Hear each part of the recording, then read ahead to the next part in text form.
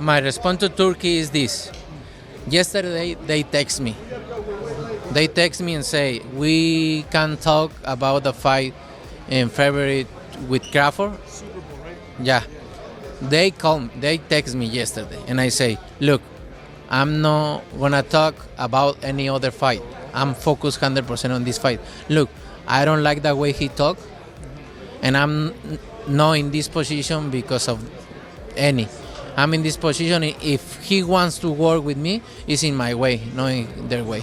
What was I don't he, need it. What didn't you like about how he approached? Like what was It's not the way to approach.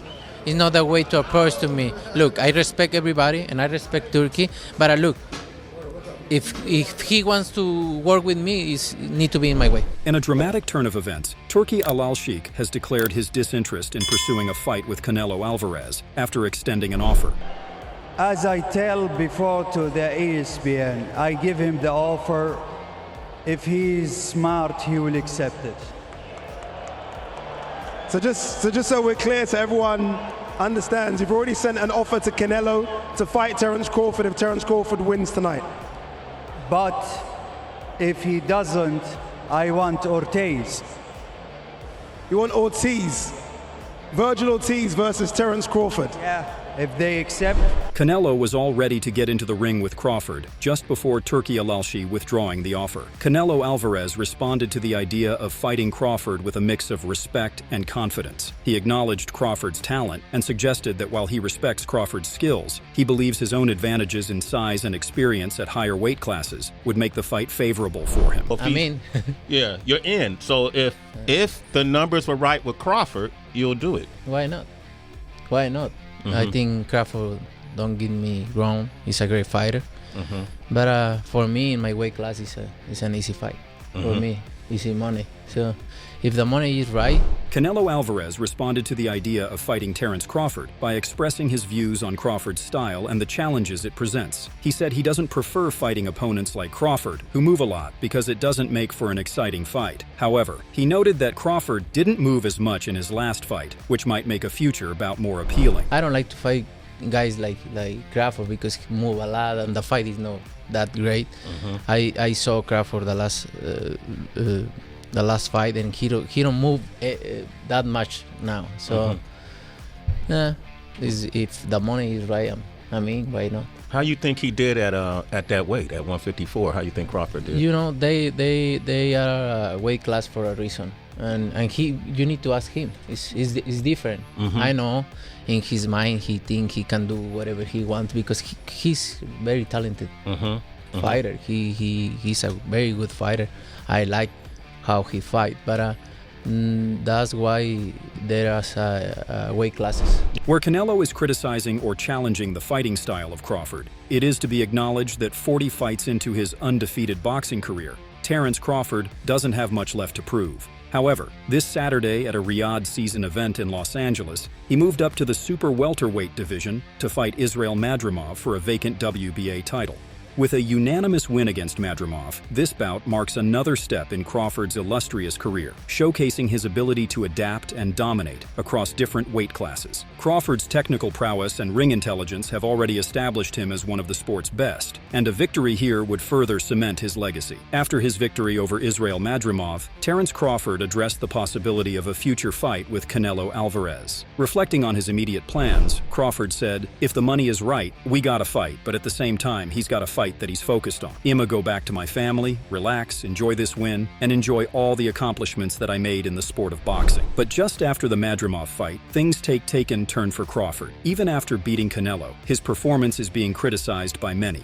Hearn is also among them, not just because his fighter Madrimov lost the fight, but because he honestly believes that climbing up 168 is too much for Crawford. Hearn recently shared his perspective on Terence Crawford's performance at 168 pounds, suggesting that the weight class class might be too challenging for the boxer. According to Hearn, while some might view Crawford's performance as lacking, he prefers to frame it as an impressive display by his opponent, Israel Madrimov. However, he also acknowledged that financial incentives could influence Crawford's willingness to compete in this weight class if the conditions were right.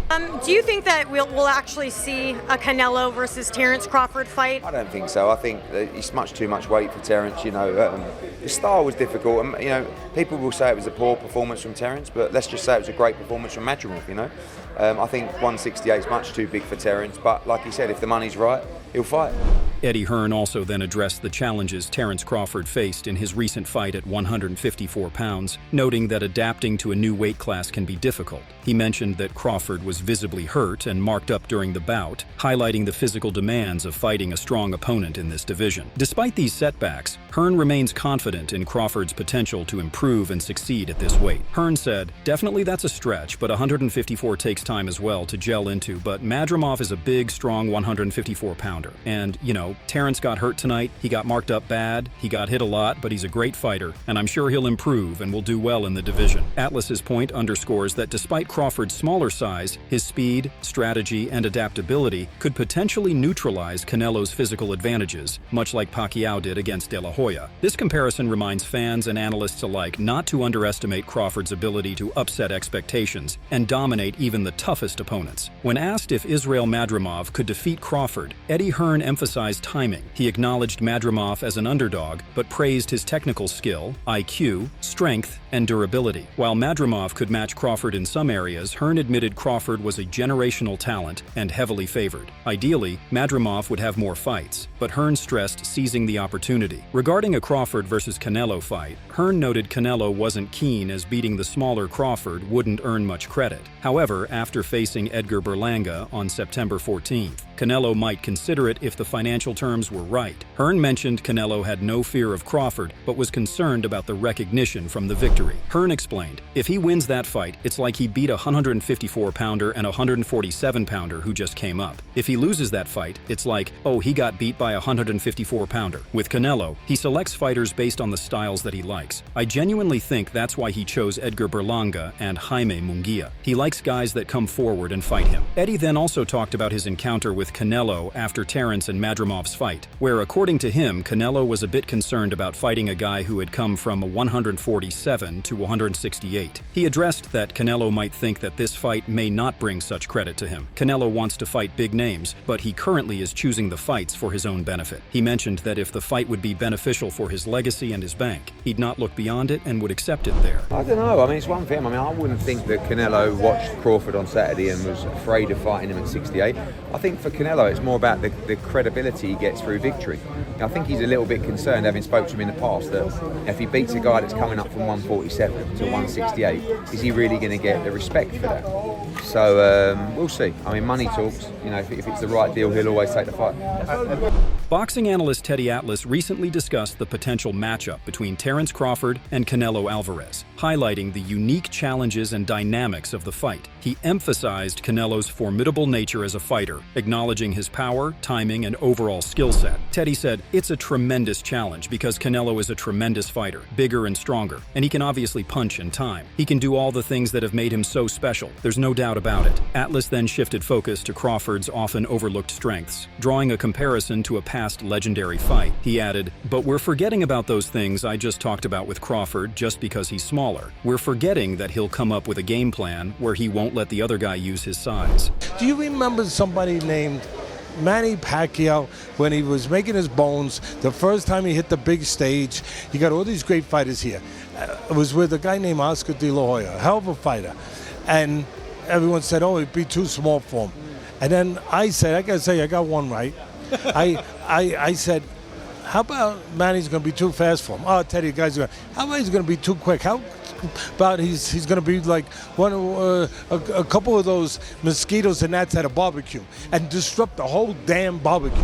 Crawford does think the same. Terence Crawford emphasized that this fight with Canelo Alvarez would significantly boost both his career legacy and financial status. He believes that such a bout would contribute greatly to his historical impact in boxing, while also providing substantial earnings, reflecting his desire to secure both long-lasting prestige and financial stability. Crawford said, "Canelo's going to bring way more to my legacy, way more to my bank account, because at the end of the day, when boxing is done with, what will we have? I want to have a legacy that's something that people talk about for ages, and not only that, I want to have a bank account that lasts as well." He also noted that arranging the fight involves multiple stakeholders, including himself, Canelo, and financial backers like Turkey. This talked about the complexities and negotiations required to make high-profile boxing matches happen. He added, "I think it would be everybody's choice. Canelo would have to agree. I would have to agree. Turkey would have to agree, because he's the one that's dishing out the money, so a lot of moving parts got to be involved in that fight." Looking beyond Madrimov, Crawford's ambitions stretch even further. During an appearance on the MMA Hour, he discussed the possibility of moving up a couple more weight classes for the right opponent, specifically mentioning the great Canelo Alvarez. When asked what weight class he'd be willing to take on the larger Canelo, Crawford confidently stated 168 pounds. "If that's the fight in front of me, then yes." This bold declaration shows how much Crawford is willing to move in weight classes and take any challenges to win in every weight class and make a legacy out of it. But recently things have taken a bold turn. Turki Alalshikh, who has been conducting the Riyadh season since 2019 and is the prime figure to manage big names against each other in one ring, has declined the possibility of a fight. Speculation is likely to swirl around why Turki Alalshikh has lost interest in pursuing a fight between Canelo Alvarez and Terence Crawford. The reasons might include Crawford's recent performance, Canelo's financial expectations, or a mix of both. However, Alalshikh has now announced that he will redirect his focus elsewhere and has completely disregarded Canelo versus Terence, at least for this year. In a post on X, Alalshikh shared his intention to shift his attention to the US boxing market and outlined his plans. Alalshikh shared that he recently wrapped up an important meeting with his team to plan for upcoming fights in 2024-2025. He announced that he would no longer pursue the Canelo Alvarez fight and instead focus on the US market, particularly on major fights involving Terence Crawford. This dominantly marks a significant shift in his promotional strategy. Alalshikh wrote, "Just wrapped up an important meeting now with my team, planning for the upcoming fights that we will make for 2024-2025, and added, I decided to disregard the Canelo fight, as I don't want it anymore. Instead, I will be focusing for the US market with bigger fights, especially for the legend Crawford." As always, he is becoming the one organizing the big names in boxing. He is now famous for bringing all the big promoters and all the big rivals under one roof. In his announcement, he also stated his support for organizing fights featuring notable names. This indicates his intent to enhance his influence in the US boxing scene by promoting a range of prominent fighters. He wrote, "Additionally, I will support making fights for Boots, Haney, Shakur, Ortiz, Anderson, Benavidez, Zepeda, and more. Turkey is always willing to make the fight. He has been calling out Ortiz and Tim Tszew's names for a long time now. He has made enough efforts to make these fights happen, but there is speculation that the response from the fighters and their management wasn't fruitful." Regarding Tim Tszyu, Alalshikh mentioned issues with communication between his team and Tszew's camp, leading him to reconsider his involvement with Tszyu. He said, "Regarding Tim Tszyu, there's something unclear with the communications from his team with our team, so I believe I will reconsider his situation." Finally, he outlined his plans for international events, including the Riyadh season card, the AJ versus Dubois fight at Wembley, and potentially a rematch between Tyson Fury and Alexander Usyk depending on the results of upcoming fights. This demonstrates his commitment to high-profile global boxing matches and strategic event planning for the near future. He added, "And for the rest of the world, definitely. I am focusing on Riyadh season card, Wembley edition 21st of September, AJ vs Dubois, and depending on the results and the results of Riyadh season's opening card, Bivol versus Beterbiev on the 12th of October, I will build the card for the rematch of Fury versus Usyk on the 21st of December, and another big card on the first quarter of 2025. Stay tuned." But this is something we can't deny. The interest in a Canelo versus Crawford fight appears to have waned, partly because Crawford's performance against 154-pound Israel Madrimov, while securing a unanimous decision win, did not create a significant impact. This may have dampened enthusiasm for the matchup of these two fighters. Recently, Aid Oladipo, a respected boxing analyst and commentator, analyzed the whole situation speculation and made it clear to his viewers that Canelo versus Crawford might not come to fruition. He first noted that Crawford's performance against Israel Madrimov, while effective, fell short of the exceptional display needed to build excitement for a potential jump to 168 pounds. According to Oladipo, a standout performance was crucial to generating significant buzz for the fight, but Crawford's showing did not meet those expectations. He praised Israel for his performance and hadn't put anything on his shoulder, but he expressed that might be fans were expecting more from Terence. For a couple of reasons,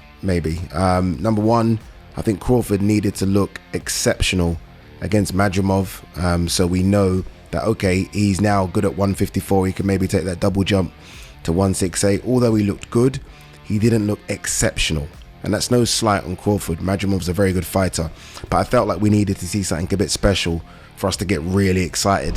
He then addressed the financial aspect, revealing that Canelo Alvarez's demands could be a major obstacle. Oladipo mentioned that Alalshikh had extended an offer to Canelo, which was reportedly turned down. Canelo's request for over $100 million could be a significant hurdle, making the fight less likely to materialize.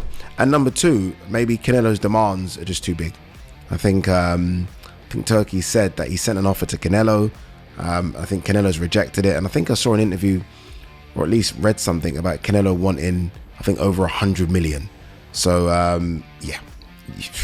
Now, this fight is all about money. Only a big paycheck can make this happen, which is not being offered by Alalshikh. Jim Lampley, a renowned boxing commentator, talked about how this is a prince chance for not only Canelo, but Crawford, too, to make a lot of money. He highlighted that Crawford, recognized as the sport's pound-for-pound top fighter, contrasts with Canelo, who leads in earnings. Lampley pointed out that while fighters aspire to be #1 pound-for-pound, the substantial financial incentives offered are a crucial factor, especially for someone like Crawford, who is 36 and facing a limited career window. Lampley said, Crawford is the pound-for-pound #1 fighter in the sport. Canelo is the dollar-for-dollar #1 fighter in the sport. What do you think fighters dream of going to bed at night as their careers continue to progress? Do they dream of being #1 pound-for-pound, or when you've got the kind of money that's being thrown around by these people, there's only a certain amount of time left? He explained that Crawford, at 36, has a finite window to capitalize on significant earnings. To achieve such financial success, Crawford would need to face Canelo, who is the top earner in the sport. Lampley emphasized that this fight represents a crucial opportunity for Crawford to secure substantial paydays before his career window closes. He added, Crawford is 36 and doesn't have a large window within which to operate toward being #1 dollar for dollar and tasting at least one or two of these paychecks. Crawford can only get to that money through one vehicle, that is to fight Canelo Alvarez, because Canelo is #1 dollar for dollar and Crawford is #1 pound for pound. Now, at the moment, if we say that the only thing that is motivating Canelo to make all of his decisions is money, Canelo Alvarez's switch from Eddie Hearn's Matchroom Boxing to Premier Boxing Champions, PBC, underscores the financial motivations behind his career decisions. The move to PBC, led by Al Haymon, secured Canelo a lucrative 3-fight deal worth over $100 million, reflecting his prioritization of substantial earnings. This shift demonstrated how significant financial incentives can drive changes in a fighter's promotional relationships. With Canelo Alvarez now set to fight Edgar Berlanga instead of the anticipated matchup against David Benavidez, speculation around the fight has intensified. The bout with Benavidez has been eagerly awaited, but financial disagreements have stalled it. Canelo's substantial financial demands have been a key factor, leading to delays and a shift in opponents. Canelo Alvarez addressed the reasons behind his substantial financial demands for a potential fight with David Benavidez. He acknowledged the risks involved, noting Benavidez's skill and physical advantage, as he would enter the ring significantly heavier. Despite these challenges, Canelo expressed confidence in his ability to win, provided the financial terms were met. Canelo Alvarez said, obviously, he is a risk. He is a great fighter, and plus, he brings to the ring on fight night 25 pounds more than me, but I don't care about that. If the money is right, I can beat that guy tomorrow. The right money then for Canelo is around $250 million. In a recent podcast, he declared that only this amount of money can make him stand against Benavidez. Even after the negotiations, he would not be willing to come below $200 million by any means. But, you know, if someone's willing to put up the $250 million, I mean, would you negotiate down? no less than 200. No less than 200. Ooh. All right, let's get $200. Hey, y'all, we got enough people in the room. Let's get the money. Given Floyd Mayweather Jr.'s earnings of over $200 million for fighting Manny Pacquiao, Canelo Alvarez might aim for similar compensation against a top opponent like Crawford. Both fighters were major PPV draws. In contrast, Crawford had just one successful PPV in his 16-year career, against Errol Spence in 2023. However, it was Spence who drove that success. Against Canelo, Crawford is expected to adopt a Mayweather-like strategy, focusing on constant movement and elusive footwork to avoid danger and secure a decision victory. While the fight might lack excitement, Crawford's methodical plan will likely help him outmaneuver Canelo and stay out of the knockout zone. Crawford's chances in a brawl are slim, so he'll aim to box through all 12 rounds like Mayweather. Enthusiasts of technical boxing will relish the Canelo-Crawford bout, while those who crave non-stop action might be disappointed. Canelo also added in response to Crawford's call-out, like he say if he beats Gervonta, then no. Everybody's going to say, yeah, he's this small, right, and this and that. So it's the same thing. I respect Crawford. He's a good fighter, but we're different. The business comparison between the Canelo fight and the Benavidez fight is not something to be talked about. Like Leonard Elirbe, CEO of Mayweather Promotions, talked about the difference between a matchup with David Benavidez and one with Terence Crawford. He highlighted that from a business perspective, there is no comparison between the two. While acknowledging Crawford as the best fighter in the sport and praising his proven skills, Elirbe pointed out that business considerations play a significant role in determining the viability of such fights. Elirbe said, the Benavidez-Canelo fight and Crawford-Canelo, it's no comparison. We're talking about the business, yeah. We're just talking about the business. Terence Crawford is the best fighter in the sport. I mean, he's proven that, but it has nothing to do with the business. Now, when Canelo versus Crawford is not happening, no matter what the money Canelo demands, who do you guys want to see against Crawford in the ring? Do let us know, and share with your friends too.